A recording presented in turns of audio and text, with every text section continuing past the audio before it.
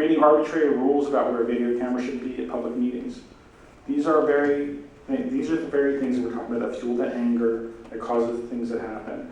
So whether or not you continue to be in charge of the COAB, just take some responsibility for those things that happen, because that's what led to the outcry. Well, I hear what you're saying, and I think to some extent you're correct, that there were things that could have been done differently.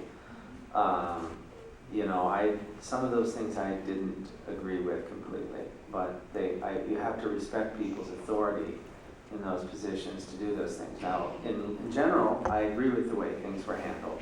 And I guess I want to push back a little bit on this, Dan, because you and I both know that the reasons for unrest are deeper than the COAB or the COCL, and that some people, and by the mere fact that not just our meetings were disrupted, but many meetings around town, that implies that it wasn't necessarily the way we handled the meeting, unless you're going to argue that the meetings are all handled that way. Yes. I would argue that.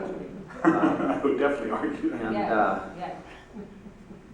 Absolutely. yeah, so, well, I can't challenge that. But, you know, we did our best, and I think the other side of that we want to recognize is, you know, this idea that we were trying to control the COAB and keep them from meeting and everything. We were just trying to keep people who came to us, who are members of the COAB and members of the community, and said they felt unsafe, they didn't want to go anymore. We were trying to create an environment where they could function and come to the meeting. And there was one, I think we had to cancel. I've forgotten all the details. It's Right, well, but you guys know that. Okay, right? well, but let me give you an example. This room is used by the Citizen Review Committee, not the Citizen Review Committee, which you still don't have near abbreviations. And you still haven't attended a hearing by the CRC in 2 years. Their meetings were disrupted for a little while. We sat down as a community, talked about ground rules that everybody could agree on, and since then things have been pretty mellow. The problem was that the ground rules that you tried to use to protect the people who felt scared were decided without any input from the community. So it's the same thing you're saying about the city. If you get buy-in, if they can be part of the process, then maybe everybody will work together. I don't disagree with that. Okay. And I don't think it was handled perfectly. We're all human, and I think it could have been done better. But there were also a bunch of bylaws that were created by the community, by the COAB, and Kathleen was trying to enforce some of those rules.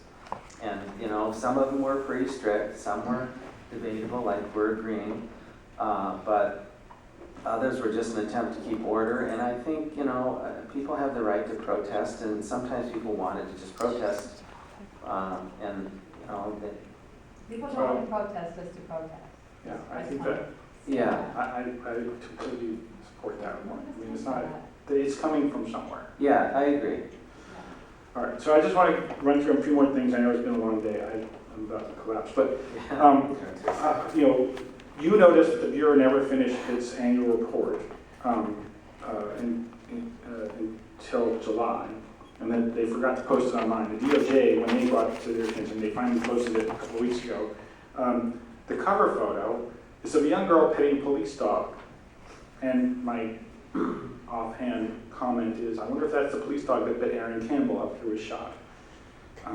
It's very offensive that an animal that's used in it's no fault of the animals because it was trained to do, but an animal that's used to tear apart community members physically is being seen as a cute little symbol of the Bureau. And this is the same kind of public relations garbage that the city tried to pull with that video in the courtroom.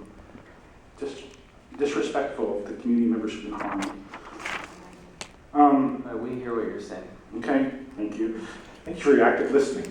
The PHU Advisory Committee, I talked about this too in the court, has their recommendations implemented, has feedback from the Bureau.